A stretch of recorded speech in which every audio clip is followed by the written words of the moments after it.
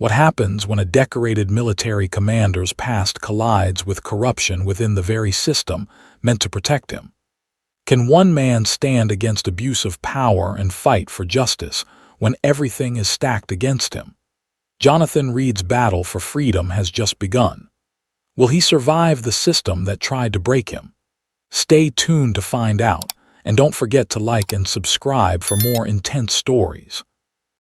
Jonathan Reed stood on the porch of his new home in Summerville, North Carolina, his eyes scanning the horizon as the sun dipped below the trees. The quiet town seemed like the perfect place to rebuild his life, away from the chaos and violence he had left behind. As a former Delta Force commander, Jonathan had seen the worst of humanity: wars, conflicts, and situations where survival was all that mattered. But now, all he wanted was peace. The small house he had purchased was nothing extravagant, just a modest two-story property nestled in a quiet neighborhood. It wasn't much, but it was his. After years of rigid military discipline and relentless missions, it was a blessing to come home to a place where time moved slower, where he could breathe, and where the biggest decision of his day was what to have for dinner. Over the past few days, he had started to fall into a rhythm, though it felt strange. Waking up to a cup of coffee instead of the shrill alarm for mission briefs, taking long walks without the constant tension in the back of his mind. People in the neighborhood were kind. Neighbors had introduced themselves with warm smiles, offering to help him with anything he needed. Family had even visited, stopping by to check on him, and old friends dropped in for casual conversations that didn't revolve around combat. But something wasn't right. As Jonathan unloaded boxes and settled into his home, he began noticing the small signs, strange cars that seemed to pass by his house more frequently than they should. Cars without distinguishing features, driving slowly by his street, then disappearing down side roads. At first, he dismissed it as coincidence. But the third time he saw the same sedan drive past, he couldn't ignore the feeling that he was being watched. He paused by the window, his fingers curling around the curtain.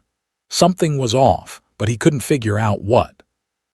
He had been through too many hostile territories to not trust his instincts, and right now, those instincts were telling him that someone was keeping an eye on him.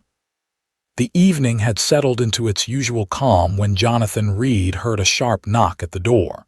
It wasn't the kind of knock that signaled a neighbor or a delivery. This was heavy and deliberate. It didn't sit right with him.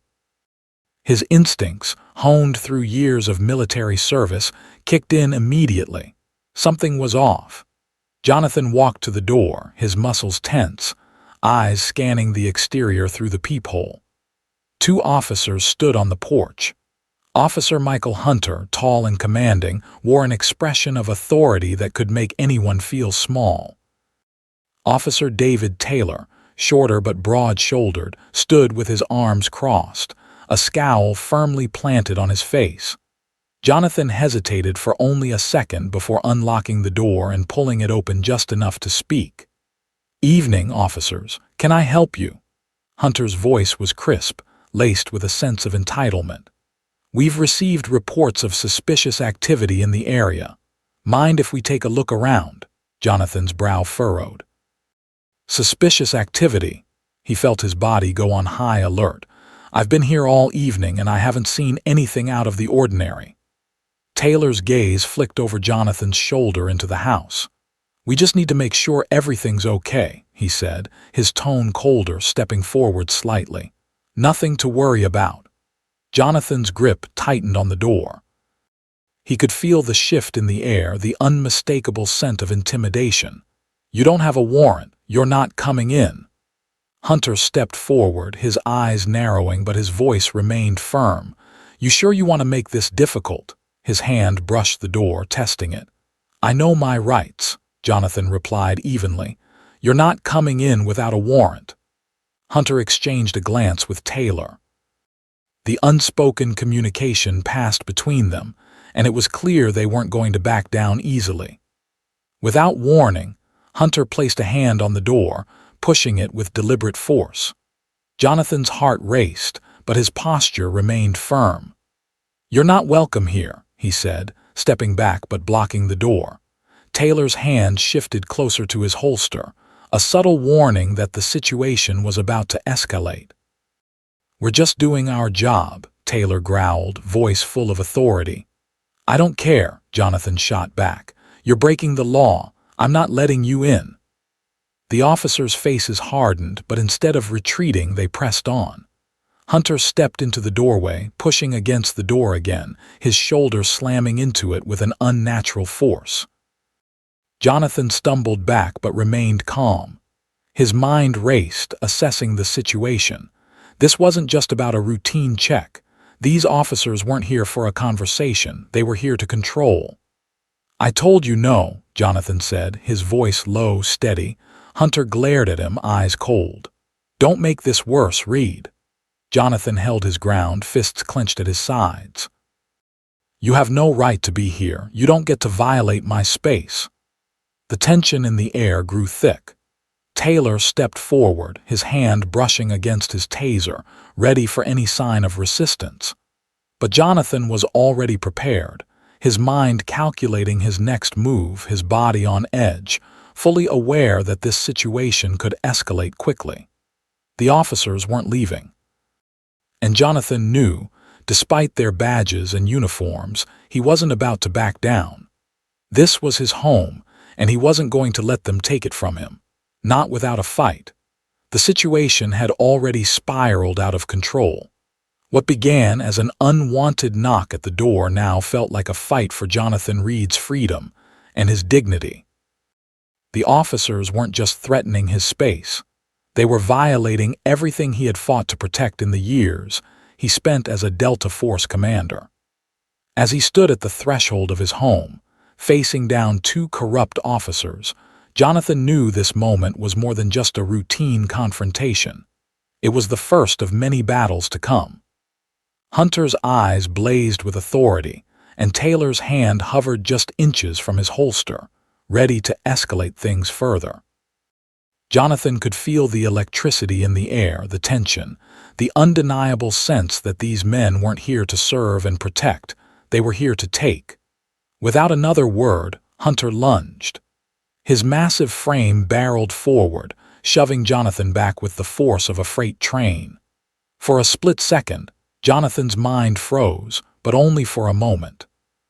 He had faced worse situations before, dangerous men, hostile environments, and death itself. But in this moment, it wasn't just his life on the line. It was his right to exist peacefully in a world that seemed to want nothing more than to destroy him. As Hunter advanced, Jonathan's instincts kicked into overdrive. He pivoted, using his shoulder to block Hunter's next move. The officers were trying to provoke him, to make him lose control so they could justify escalating the situation. But Jonathan wasn't foolish. He had been trained to stay calm under pressure, to think strategically, and to remain steady even when the world around him was falling apart. Hunter tried to slam his body into Jonathan, but he was ready. With one swift move, Jonathan sidestepped, sending Hunter sprawling into the doorway. Taylor lunged next, his eyes filled with fury. He swung at Jonathan with a punch that would have sent most men reeling, but Jonathan blocked it with expert precision, using his forearm to deflect the blow. In the same fluid motion, he grabbed Taylor's wrist and twisted, forcing him to release his grip. The officers weren't prepared for Jonathan's ferocity. His training in hand-to-hand combat, his tactical mind, and his raw determination gave him an edge they couldn't match. As Taylor struggled to regain his balance, Jonathan shoved him backward into the wall, creating a brief moment of separation. But Hunter was already back on his feet, eyes wild with rage. He moved quickly, throwing another punch, but Jonathan ducked just in time. He countered with a sharp elbow to Hunter's midsection, knocking the wind out of him. The older man staggered back, gasping for air, but his determination to overpower Jonathan was clear. Despite his own injuries, his left arm beginning to ache from the previous struggle, his chest tightening from the adrenaline surge, Jonathan pressed on. He couldn't stop. Not now. Not when everything he had fought for in his life was being torn apart. Hunter's voice turned into a growl as he reached for his gun, but Jonathan was faster. Before the officer could unholster his weapon, Jonathan closed the distance between them, grabbing the officer's wrist with a vice-like grip. He twisted Hunter's arm behind his back, forcing him to the ground with a sharp, precise move. The gun clattered to the floor, and Jonathan kicked it out of reach. Jonathan stood over the two officers, his chest heaving but his face cold with resolve. They had underestimated him, thought they could break him with a few aggressive moves. But Jonathan wasn't just some ex-soldier trying to find peace in a quiet town. He was a man who had stared death in the face too many times to let anyone control his destiny. As the officers lay on the floor, panting and defeated, Jonathan seized the opportunity. He didn't hesitate. With a quick glance over his shoulder to make sure no one else was coming, he bolted. He sprinted down the hallway, adrenaline propelling him forward as he reached the front door. His heart thudded in his chest as he flung the door open and ran into the night. The streets of Somerville were quiet, but they wouldn't remain so for long.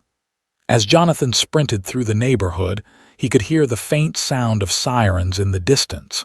His pulse quickened as he ran faster, his body burning with effort. He could feel the blood oozing from the wound in his side, but he ignored it. Pain was secondary right now. His only focus was escape. The officers wouldn't stop, and he couldn't afford to be caught, not when he was so close to freedom. The air was thick with tension, and the quiet hum of the small town felt oppressive as Jonathan sprinted through darkened streets. Every corner he turned, every alley he dashed through, he could hear the sound of sirens getting louder. They were closing in. Jonathan darted into a narrow alley, his heart pounding in his ears.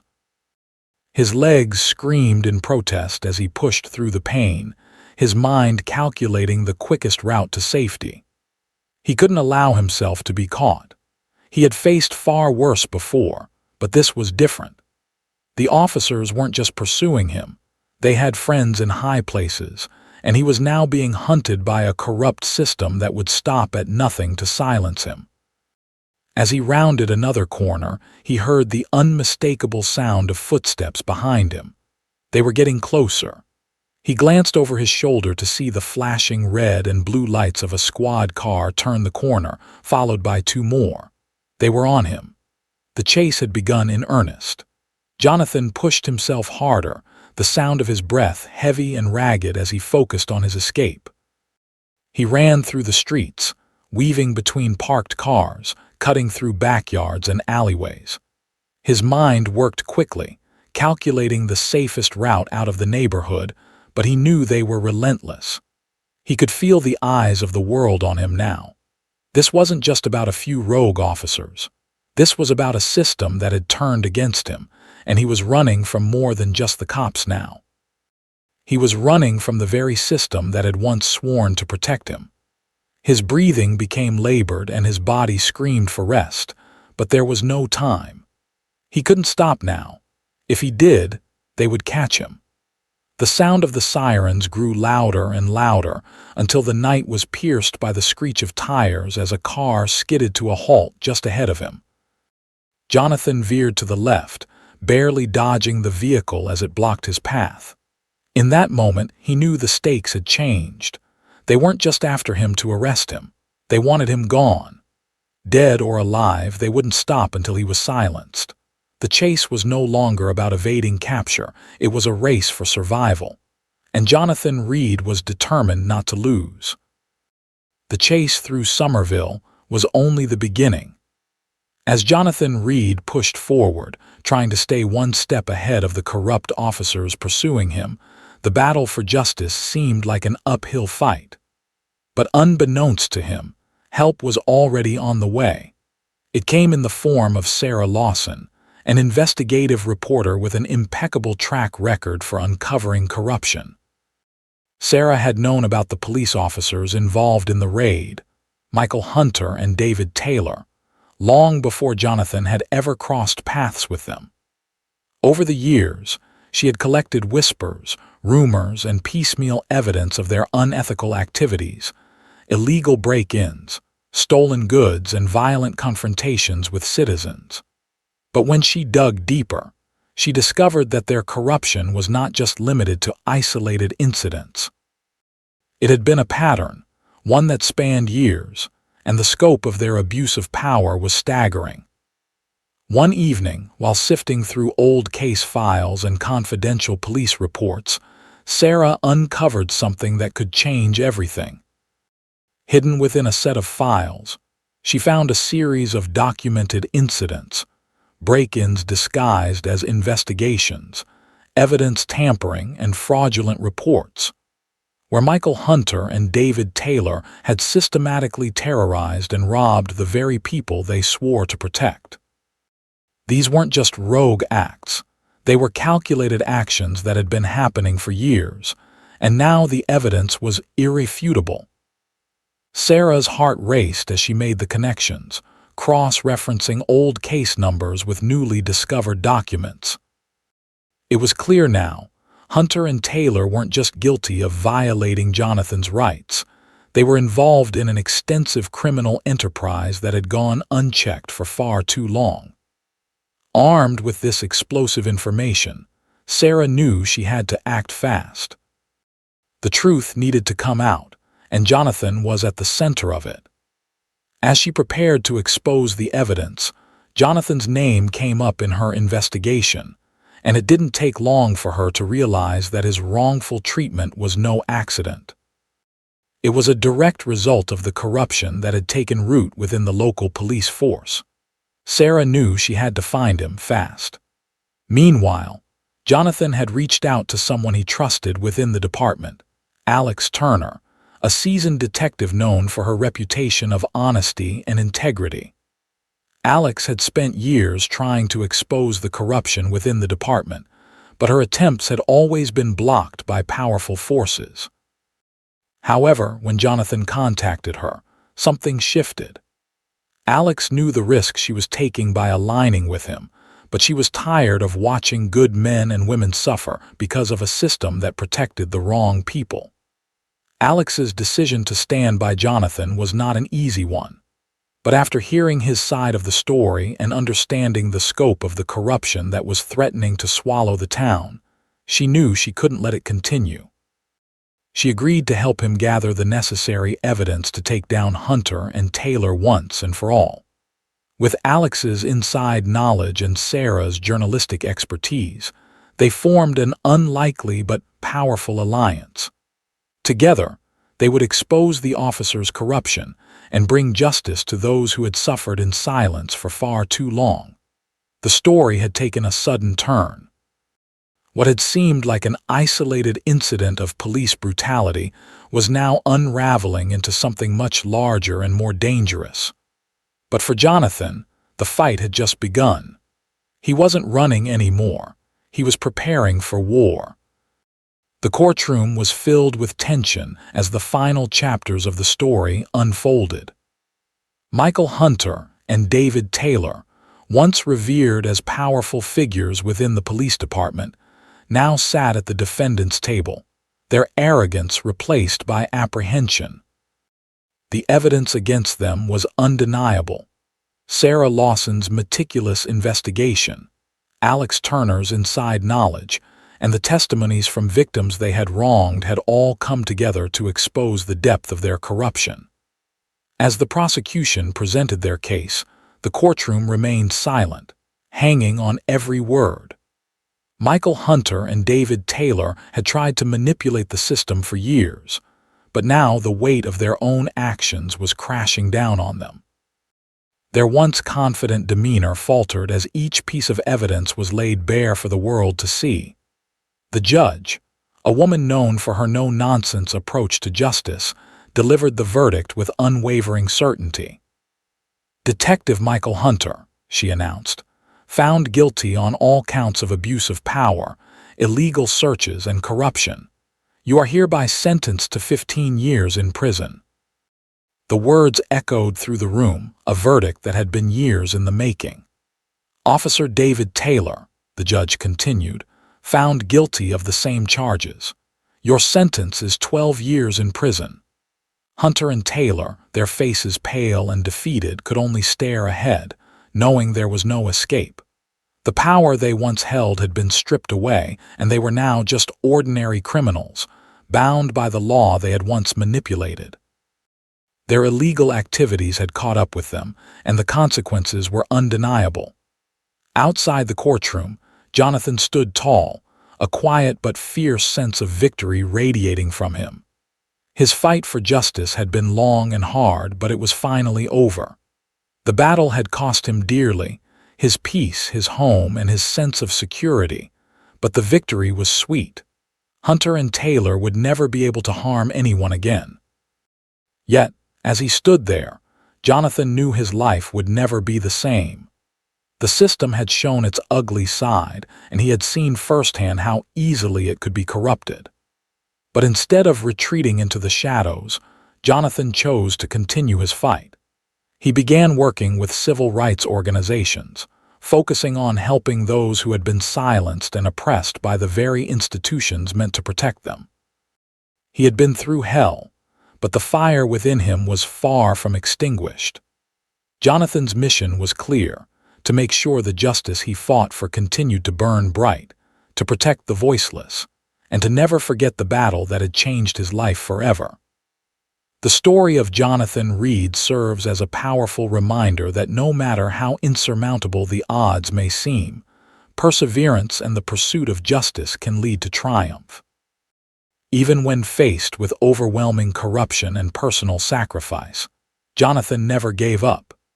His journey shows that standing up for one's rights is vital, and sometimes, one determined individual can ignite change. In a world where power is often abused, his story proves that fighting for what is right can break through even the strongest systems of injustice, and justice will always find its way to the light.